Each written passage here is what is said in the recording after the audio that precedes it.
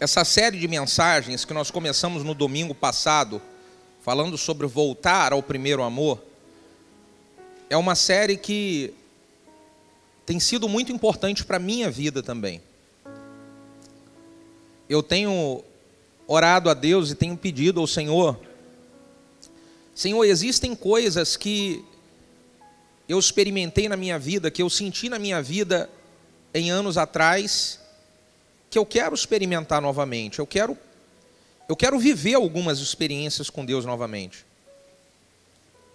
Então eu acredito que isso é uma realidade para muitas pessoas que em um tempo atrás tiveram uma experiência maravilhosa com o Senhor e hoje até caminham na presença de Deus, estão experimentando e desfrutando coisas de Deus. Mas nós sabemos que Deus tem mais para nós. Nós sabemos que Deus pode realizar mais, porque já experimentamos e já provamos isso. Então eu peço, a minha oração é: Senhor, fala conosco. Senhor, traz uma resposta e uma direção para a minha vida e para a vida dos meus irmãos. Eu quero muito que você abra o seu coração para receber a direção, a voz de Deus para a sua vida. Você pode dizer um amém? Vamos abrir juntos a nossa Bíblia no livro de 2 Crônicas, capítulo 29, a partir do versículo de número 1. Tinha Ezequias 25 anos de idade quando ele começou a reinar. E ele reinou 29 anos em Jerusalém. E era o nome da sua mãe, Abia, filha de Zacarias. E ele fez o que era reto aos olhos do Senhor, conforme tudo quanto fizera Davi, seu pai. E ele, no primeiro ano do seu reinado, no mês primeiro, abriu as portas da casa do Senhor e as reparou. E trouxe os sacerdotes e os levitas e os ajuntou na praça oriental.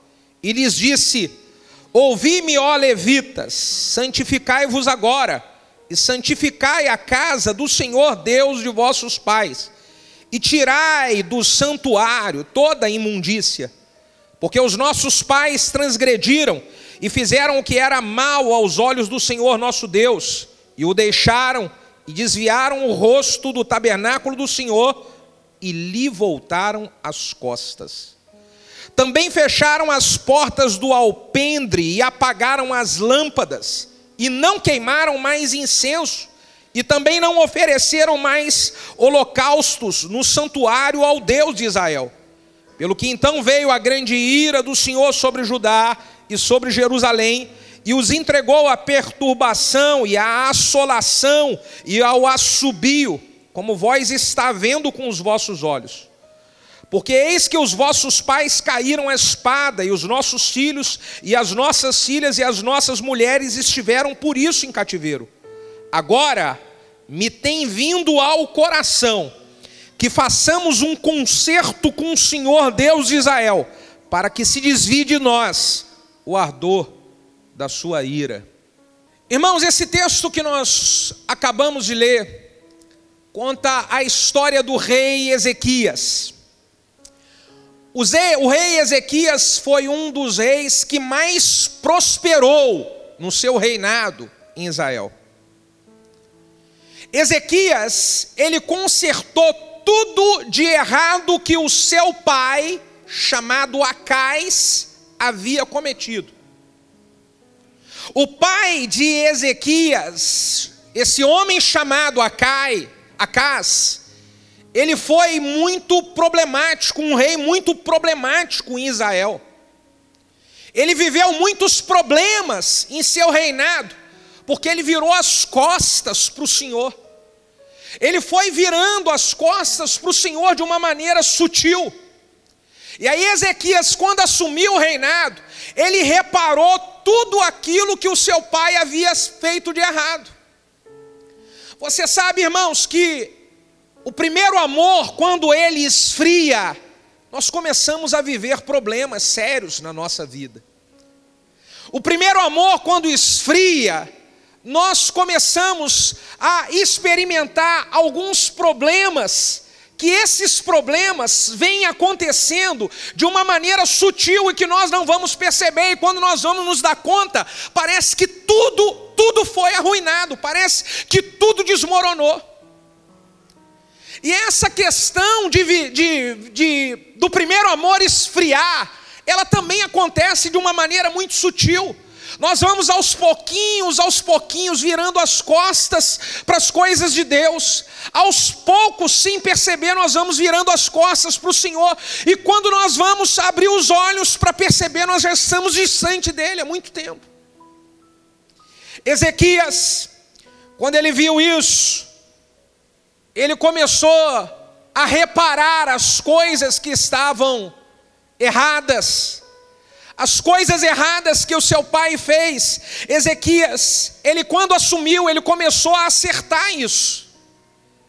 E esse acerto de Ezequias fez com que o primeiro amor de toda a nação de Israel voltasse. E com isso a prosperidade então veio.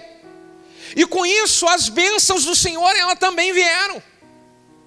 Então nós precisamos tomar uma decisão. Eu vou viver como Acais ou eu vou viver como Ezequias? Talvez em um certo período da sua história você foi como Acais. Você foi virando as costas para algumas coisas que você sabe Deus chamou você para fazer. Deus chamou você para ser. E você sutilmente foi virando as costas. Só que hoje Deus nos dá a oportunidade de enxergar isso e falar: opa, deixa eu voltar. Deixa eu dar uma reviravolta aqui na minha vida. E eu quero reparar as coisas que estavam erradas, assim como Ezequias reparou.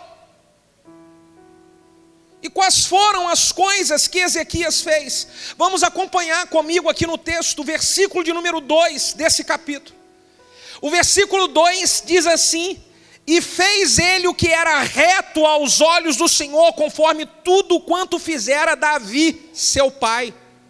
Ora, pastor, você não disse que o pai de Ezequias era Acais? Como que diz aqui esse texto que ele fez conforme Davi, seu pai? Era porque Davi, ele era um antecedente de Ezequias. E ao invés de Ezequias seguir o exemplo, as coisas que o seu pai fez, ele seguiu as orientações que Davi tinha deixado. Ele seguiu os exemplos de Davi. Então, por mais que você tenha um pai, você tenha alguém que você viu que caminha na igreja, que caminha com Deus, alguém que um dia você admirou. Eu vi essa pessoa fazer muita coisa errada. Eu vi essa pessoa dizer que serve a Deus, mas ela fazia muita besteira. Eu vi essa pessoa dizer que servia a Deus, mas ela fazia mutreta por fora. Eu vi essa pessoa dizer que servia a Deus, mas tinha uma vida fora do casamento. Eu vi essa pessoa dizer que servia a Deus, mas ela não tinha nenhum testemunho. Pois é, aqui Ezequias tinha isso dentro da sua própria casa. Só que ele falou: eu não vou seguir o exemplo de quem fez coisa errada, eu vou seguir o exemplo de quem fez coisa certa. Então muitas pessoas deixaram o seu amor esfriar por causa de um pai na fé que fez coisa errada. Deixaram o seu amor esfriar por causa de alguém que você admira, de alguém que estava dentro do seu ciclo de amizade, que começou a fazer coisa errada e o seu amor foi esfriando por causa disso.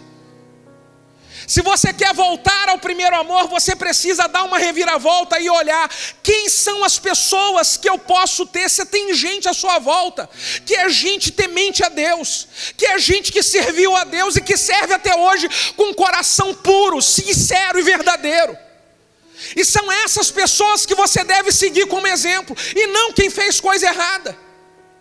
Pense comigo, o seu amor não pode esfriar por causa de alguém que fez algo errado. Não pode. O meu amor jamais pode esfriar porque alguém que caminhava junto comigo um dia se voltou contra Deus, fez coisa errada. Eu não posso basear a minha fé em Deus em pessoas que um dia serviram a Ele, mas entraram em coisas estranhas. Então, se eu quero voltar ao primeiro amor, a primeira coisa que eu preciso acertar é isso: é parar de olhar quem errou e começar a olhar as pessoas que são exemplo para mim. As pessoas que têm à minha volta, que elas mostram piedade, elas mostram um coração de servo, elas mostram que são tementes a Deus.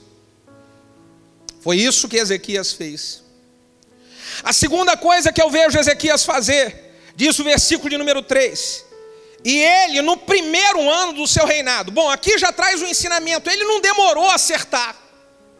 No primeiro ano do seu reinado, quando ele assumiu, ele já falou: eu vou colocar as coisas em ordem. Talvez você esteja recebendo uma palavra de Deus já há algum tempo. Ele quer colocar as coisas da sua vida em ordem, mas você está protelando, e está deixando para depois. E Deus está falando para você: eu quero que você coloque as coisas em ordem agora. Eu quero que você volte ao tempo do seu primeiro amor agora. Eu quero que você volte a fazer o que eu te chamei para fazer agora. Não é depois, não é amanhã, é agora. Porque quando você fica protelando e protelando, ainda não é a hora, ainda não é o momento. O diabo vai só trabalhando na sua vida e cada vez mais você está virando as costas para Deus. Cada vez mais você não está percebendo, você está distanciando de Deus. Isso é um perigo para a sua vida. É um perigo para a nossa vida. Então ele fez, aqui no seu primeiro ano, no primeiro ano do seu reinado, logo no primeiro mês, ele abriu as portas da casa do Senhor e as reparou. Ele abriu as portas da casa do Senhor e reparou, porque o seu pai tinha fechado. Se eu quero recuperar o tempo do primeiro amor, o melhor momento da minha vida com Deus, eu preciso abrir as portas do templo novamente. E hoje o templo aonde Deus habita é o nosso coração. O templo aonde Deus mora é o nosso coração através do Espírito Santo. Talvez o seu coração se fechou para as coisas de Deus. O seu coração se fechou porque você pode ter buscado e pedido alguma coisa para Deus e ainda não era o momento de Deus fazer. Talvez Deus não atendeu uma oração para o seu bem e você ficou com o seu coração fechado. Alguma coisa que você queria muito que acontecesse, isso não aconteceu. E aí, porque isso não aconteceu, o seu coração fechou. Então o que eu preciso fazer? Abrir meu coração novamente. Eu tenho que abrir meu coração para Deus.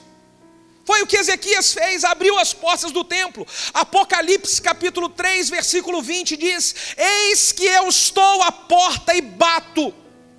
Eu estou à porta e bato. Semana após semana Deus está batendo no seu coração. De diversas maneiras Deus está falando com você e está dizendo: abre, abre, eu quero cear com você de novo. Abre, porque eu quero fazer na sua vida aquilo que eu fiz em outro tempo atrás. Abre. Mas por que seu coração está fechado? Por que seu coração travou e está uma luta para você abrir ele de novo? Se eu quero voltar ao primeiro amor, eu tenho que fazer uma força para abrir. Eu tenho que chegar diante de Deus e falar: Deus, eu quero abrir meu coração. Está uma luta, está difícil. Eu me sinto às vezes desanimado, eu me sinto às vezes sem fé. Mas eu posso fazer essa oração e dizer: Deus, me ajuda a abrir meu coração de novo.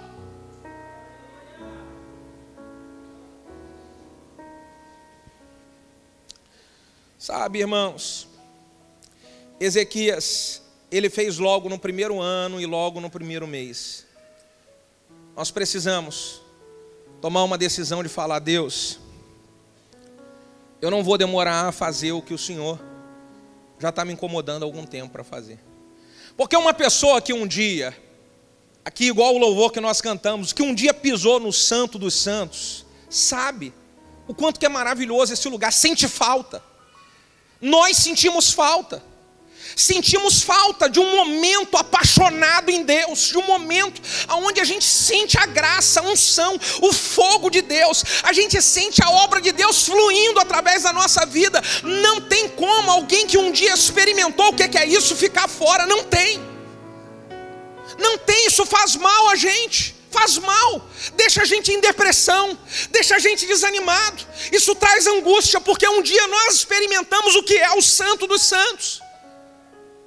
E se por algum motivo eu fui afastando do Santo dos Santos, então isso começa a prejudicar tudo na minha vida. Isso prejudica a minha saúde física, isso prejudica a minha saúde emocional, isso prejudica a minha fé. Então talvez você está aqui, está falando, eu tenho passado por isso. Então vamos chegar junto diante de Deus, vamos falar: Deus, eu quero abrir a porta do meu coração. Deus, eu quero abrir de novo o meu coração, eu quero. Lembra o dia que você converteu, o dia que você batizou. Lembra o melhor tempo que você já teve com o Senhor, como que o seu coração estava escancarado. Tudo que vinha da palavra de Deus você recebia com fé. Lembra-se disso, lembra. Então nós precisamos abrir o coração assim de novo. Abrir o coração de novo. O versículo de número 4, olha o que mais Ezequias faz. E ele trouxe os sacerdotes e os levitas e os ajuntou na praça oriental. O que o pai de Ezequias havia feito, Acais, foi desmerecer e desonrar todos os sacerdotes e os levitas de Deus. Então Ezequias, como ele começa para reparar? Ele fala o seguinte: eu vou começar restaurando a casa de Deus, vou abrir a porta da casa de Deus, eu vou restaurar tudo que foi danificado na casa de Deus, e agora o próximo passo, eu vou reunir os sacerdotes e os levitas e vou fazer um concerto com eles. Eu vou reunir os sacerdotes e os levitas e eu vou honrar eles, porque o meu pai desonrou eles. Você sabe, irmãos, que a bênção de Deus, ela passa pela honra de autoridades que Ele estabelece sobre a nossa vida. Talvez o seu amor esfriou porque alguém que era uma autoridade sobre a sua vida de alguma maneira te feriu, de alguma maneira te machucou, te entristeceu. E aí você nunca mais pensou em honrar homens que Deus colocou sobre a nossa vida. E aí a bênção do primeiro amor passa em eu consertar essa história. A bênção do primeiro amor passa em eu restaurar isso. Eu preciso voltar a honrar os sacerdotes que Deus colocou para ministrar sobre mim. Aqueles que Deus colocou para ser bênção na minha vida. Ah, pastor, mas teve alguém que me feriu. Mas não significa de que todo mundo vai te ferir, e por causa disso você vai quebrar um princípio divino. Então eu preciso voltar ao primeiro amor. Isso passa por honra. Eu preciso honrar, quando eu estou falando de honrar autoridades, também significa honrar pai e a mãe. Porque a Bíblia, ela diz de que o primeiro mandamento com promessa é: honre ao teu pai e à tua mãe, para que os seus dias se prolonguem sobre a terra. A honra a alguém que Deus coloca sobre a nossa vida, ela está ligada à longevidade. Longevidade. Longevidade de uma vida próspera, longevidade de uma vida com saúde, longevidade de uma vida com uma saúde emocional saudável, longevidade do primeiro amor. Eu não posso deixar com que uma coisa que eu sofri, ela venha fechar o meu coração e eu deixar de honrar pessoas que Deus manda na sua palavra eu honrar. Eu não posso permitir isso acontecer, porque senão isso me esfria, isso me distancia de Deus, isso me afasta de Deus. Eu tenho que manter no meu coração a honra.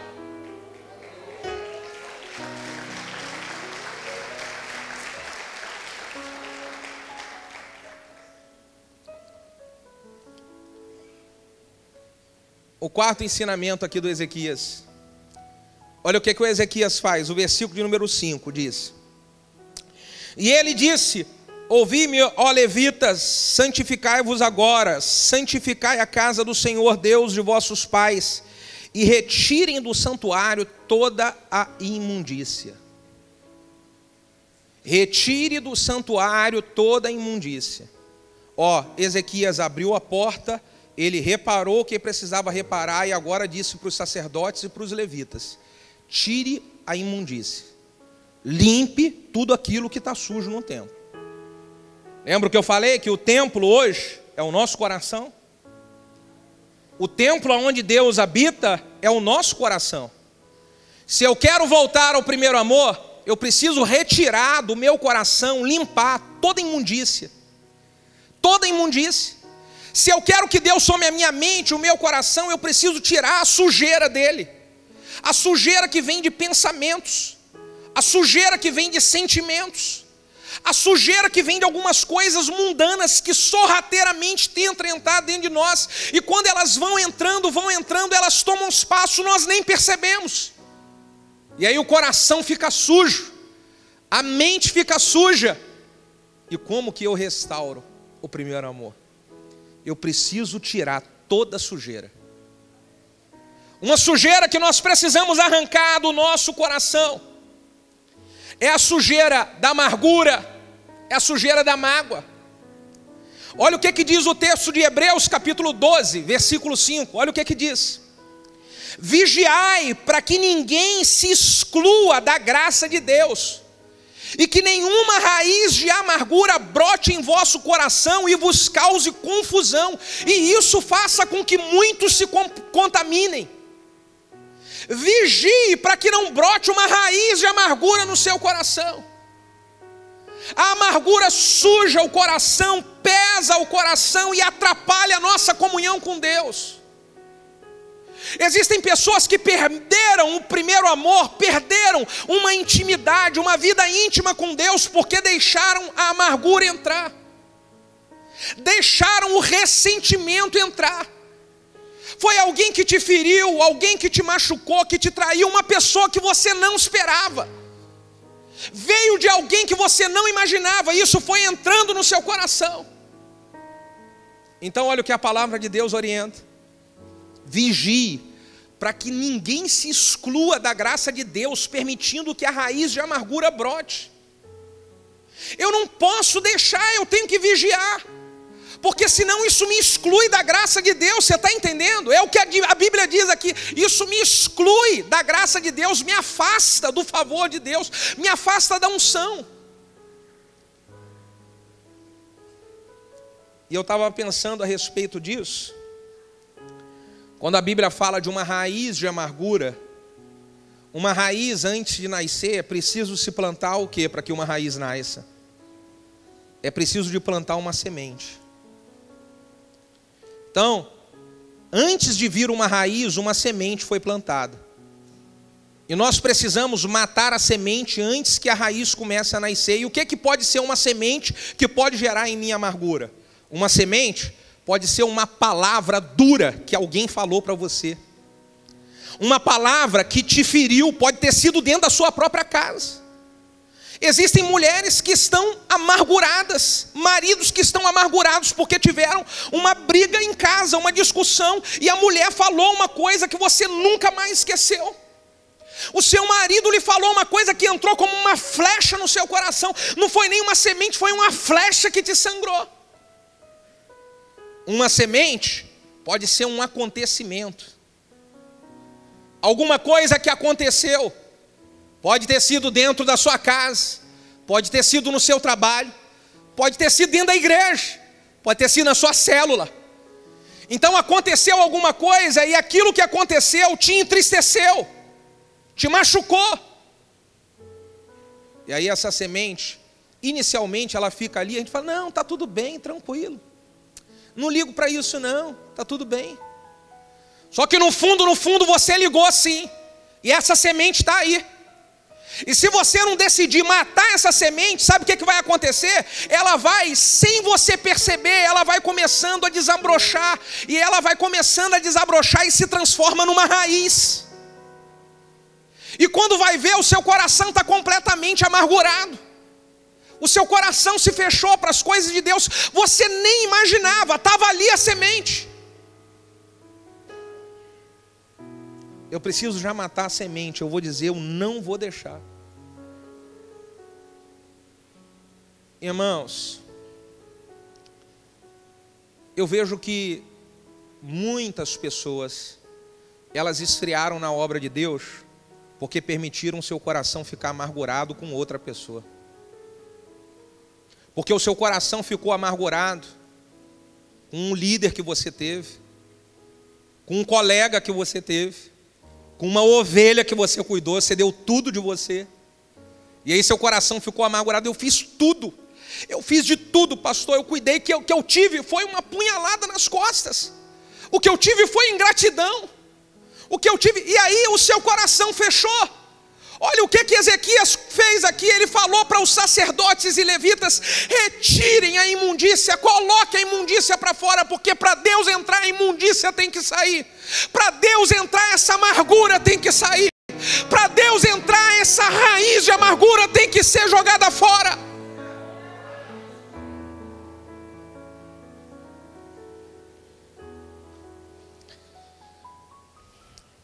Essa semente é muito perigosa. Ela inicialmente é só uma semente. E se nós não identificarmos que isso é um perigo e que eu preciso matar, sem eu perceber, ela se transforma numa raiz. Isso aconteceu comigo. Eu conto uma experiência no meu livro, inclusive se você não leu o livro ainda, O Poder dos Líderes que Crescem, e é um membro dessa igreja, você está em pecado, viu? Incomoda o seu vizinho e fala assim: conserta a sua vida hoje, vai lá. Eu conto lá a experiência, vai lá depois, lá na loja e compra. Alguns anos atrás, aconteceu algo comigo no ministério. E eu, quando aconteceu, eu falei: não, está tranquilo, para mim está tranquilo, beleza. Beleza, está tranquilo. Só que ali entrou uma semente. Com aquele acontecimento entrou uma semente de amargura. E eu fui achando que estava tranquilo. Foi passando 1 mês, 2 meses, 3 meses, 4 meses. Aquela semente se transformou numa raiz. E eu fiquei 1 ano. 1 ano que eu fiquei, parece que o céu estava fechado. 1 ano. 1 ano lutando para ver a graça de Deus. Falava: Deus, o que está acontecendo? 1 ano querendo trabalhar as coisas. Deus, o que está acontecendo? Até que Deus me mostrou. Deus me mostrou: tem uma raiz de amargura em você. Tem uma raiz de amargura e você precisa resolver isso. Você precisa retirar isso do seu coração. E eu decidi que eu ia retirar isso. Eu não queria isso em mim, eu decidi. Parece que foi instantâneo, o céu se abriu, as coisas de Deus começaram a acontecer. E eu quero dizer para você aqui nessa noite: decida que você vai abrir o seu coração, arrancar toda a raiz de amargura, porque os céus vão se abrir, a glória dele vai se manifestar, o poder de Deus vai vir na sua vida. Vamos arrancar a raiz de amargura, arrancar ela fora. Você sofreu no seu casamento, minha irmã. Você sofreu no seu casamento, meu irmão. Você sofreu. Mas decida que você vai virar a página disso. Decida que você vai mudar essa história. Decida. É uma decisão. Liberar perdão para quem nos feriu é uma decisão. Tirar a mágoa do coração é uma decisão. Eu tenho que decidir, eu decido. Daquele dia em diante eu decidi: eu não vou mais ficar com meu coração amargurado. Eu libero o perdão. Eu libero essas pessoas que me machucaram. Eu libero, eu não quero. E eu fiz oração muitas vezes: Deus, eu libero. Eu lembro que um dia antes de eu pregar no domingo, eu estava ajoelhado nesse altar aqui, sozinho na igreja, sozinho. E eu falei: Deus, eu libero.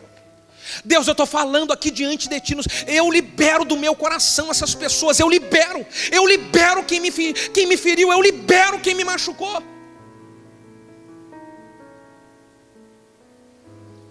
Pastor,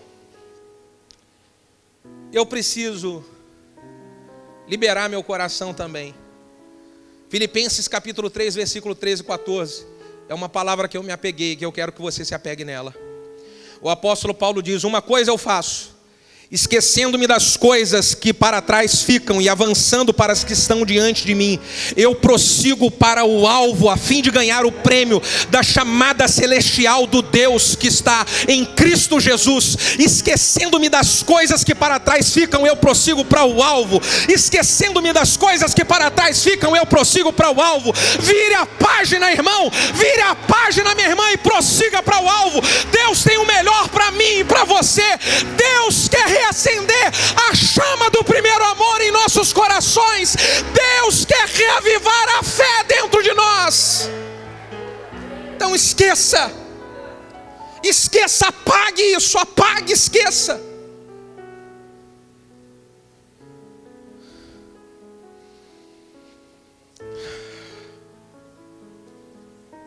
Olha o que Ezequias faz. Versículo de número 7. Eles também fecharam as portas do alpendre e apagaram as lâmpadas, e não queimaram mais incenso, e não ofereceram mais holocaustos ao santuário do Deus de Israel. Aqui ele está dizendo dos erros que Acais fez e que ele estaria acertando. Olha quais os erros que Acais cometeu, que Ezequias acertou. Eles apagaram as lâmpadas e Ezequias, ele reacendeu a lâmpada. A lâmpada representava que a presença de Deus estava naquele lugar. A lâmpada acesa, a presença de Deus está ali. A lâmpada apagada, a glória de Deus saiu dali. Então ele acendeu a lâmpada para dizer: a glória de Deus para nós aqui é importante. Não queremos mais o santuário sem a unção de Deus. Lâmpada acesa significa a unção de Deus presente. Nós precisamos decidir que sem a unção de Deus nós não somos nada, irmão. Nós precisamos da unção de Deus. Eles acenderam a lâmpada e voltaram a queimar incenso. Incenso para nós, lâmpada acesa, unção de Deus, glória de Deus. Incenso, oração, que sai da terra e chega às narinas de Deus. Para mantermos a lâmpada acesa, vamos ter que voltar a queimar incenso como queimávamos antigamente. Queimar incenso, irmão, queimar incenso, irmã, é voltar a orar como orávamos, é voltar a buscar a Deus como buscávamos, é voltar a consagrar e a jejuar como jejuava, voltar a queimar incenso. É por isso que você que um dia teve uma experiência com Deus, ou você que não teve, quer ter, eu convido você para estar conosco nessa semana. Vamos à igreja aqui queimar incenso a Deus, para que a lâmpada desse lugar sempre esteja acesa, para que a lâmpada da sua vida sempre esteja acesa, para que a lâmpada na sua casa sempre esteja acesa. É unção de Deus presente, é unção de Deus aqui, é unção de Deus aí, é unção de Deus lá no seu lar. Lâmpada acesa, incenso queimado, lâmpada acesa, incenso queimado. Queremos a glória de Deus, queremos a glória de Deus, queremos a glória de Deus, irmão. Precisamos disso. Somos dependentes disso. Oh, meu Deus. A lâmpada só permanecia acesa se houvesse a manutenção do azeite. Era o azeite na lâmpada que fazia ela estar sempre renovando e se mantendo acesa. Nós vamos precisar de estar constantemente renovando o azeite, queimando incenso, renovando azeite, queimando incenso, renovando azeite, queimando incenso. Voltar a esse tempo de primeiro amor.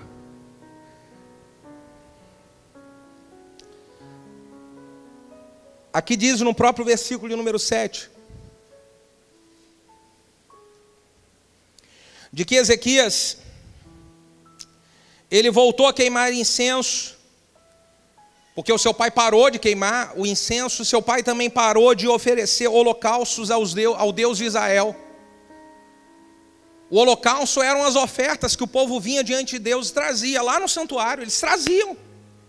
Eles queriam honrar a Deus e vinham lá no santuário e traziam a oferta. Eles vinham no santuário e queimavam o holocausto. Queremos ser gratos a Deus. Acreditamos que Deus nos abençoa e por isso nós oferecemos para Ele os holocaustos.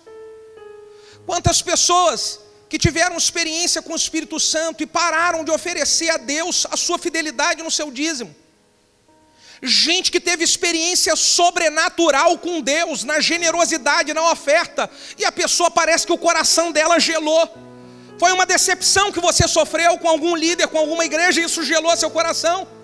Gelou o seu coração de você ser fiel a Deus com seu dízimo, com a sua oferta. Você, quando vem a esse altar aqui, você está expressando fidelidade a Deus e não fidelidade ao homem. Então, para voltar ao primeiro amor, eu preciso de voltar a honrar o Senhor. Ezequias voltou a honrar. Disse para o povo: nós precisamos acertar isso. Nós precisamos, como é maravilhoso quando uma esposa reúne o seu esposo em casa e fala: meu filho, nós precisamos acertar a nossa vida com Deus. O marido reúne a esposa e fala: minha filha, nós vamos acertar as nossas coisas com Deus. Vamos acertar, porque já tivemos experiência com ele antes. Sabemos como Deus age, então vamos acertar. Porque a gente quer voltar ao primeiro amor na nossa casa. A gente quer voltar ao primeiro amor no nosso lar. A gente quer isso.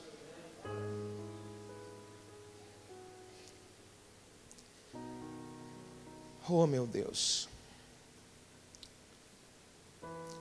O versículo de número 10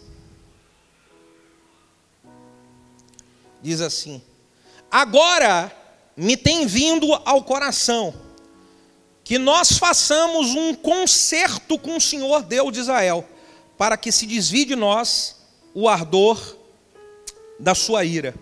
Versículo 11: agora, filhos meus, não sejam negligentes, pois o Senhor vos tem escolhido para estar diante dele, para o servirdes, e para serem seus ministros, e para serem queimadores de incenso. Olha o que Deus está falando. Deus falou para o coração de Ezequias: vocês precisam renovar a aliança com Deus. Renovar a aliança. Sabe que quando um casal vai fazer a comemoração de casamento, bodas de prata, bodas de ouro, bodas de diamante, por aí vai. E eu vou fazer esses negócios todos, aleluia, até as bodas do céu, aleluia. Então você prepara para me aturar, minha filha. Não, é eu que vou ter que aturar você, é diferente, aleluia. A gente atura um outro. E ama também. Mas sabe, o que nós precisamos é fazer igual se faz nessas bodas. O renovo de uma aliança numa boda de prata, numa boda de ouro, é dizer: eu estou renovando o casamento com você para poder caminhar com você mais, e depois mais, e depois mais, e até que a morte nos separe. Você sabe que nós precisamos renovar a aliança com Deus. De tempo em tempo, onde nós temos uma oportunidade como essa de hoje, é eu chegar diante do altar e falar: Deus, eu renovo, porque eu não quero caminhar sem a tua presença. Eu não quero caminhar sem o Senhor. Eu não quero ficar sem a sua graça, sem a sua unção, sem a sua presença na minha vida. Eu não quero, eu não posso viver sem a tua presença. Eu não posso viver sem a tua presença. Então eu renovo a minha aliança com Deus. E eu falo: eu vou voltar. Eu vou voltar, porque o versículo 11 diz, Ezequias está dizendo: meus filhos, não sejam negligentes. Eu não posso perder a oportunidade de uma palavra como essa e negligenciar a oportunidade de voltar ao primeiro amor. Eu não posso. Aquela era a oportunidade do povo abraçar. Deus estava se manifestando através de Ezequias. Então ele diz: não sejam negligentes, pois o Senhor vos tem escolhido para estar diante dele, para o servir, para ser seu ministro. Você sabe que Deus escolheu você para servir ele. Você sabe de onde Deus te arrancou e o tamanho da obra que ele fez na sua vida e na sua família. Você sabe. Deus te escolheu. Deus te escolheu para você servir a ele. E você está se afastando dele, porque desviando dele da obra que ele tem na sua vida, você não se envolve em um trabalho. Você sabe que você tem chamado, por que você não está trabalhando numa célula? Por que você não se apresentou para um líder e falou para ele: eu quero te ajudar, porque eu quero um dia ter a minha célula, eu vou multiplicar uma célula. Deus te chamou, você teve experiência com o Senhor à frente de uma congregação, à frente da liderança de um ministério. Você esteve à frente. Então é hora de eu voltar, porque Deus me escolheu e me escolheu para eu ser um ministro. Deus me escolheu para ser um ministro. E diz o texto: um ministro queimador de incenso. Queimador de incenso. Você pode glorificar e aplaudir o Senhor? Queimador de incenso. Queimador de incenso. Queimador de incenso, queimador de incenso, queimador de incenso, irmão. Essa igreja foi chamada para ser queimadora de incenso. Esse povo nesse lugar foi escolhido para ser queimador de incenso. Por favor, eu quero convidar você para se colocar de pé.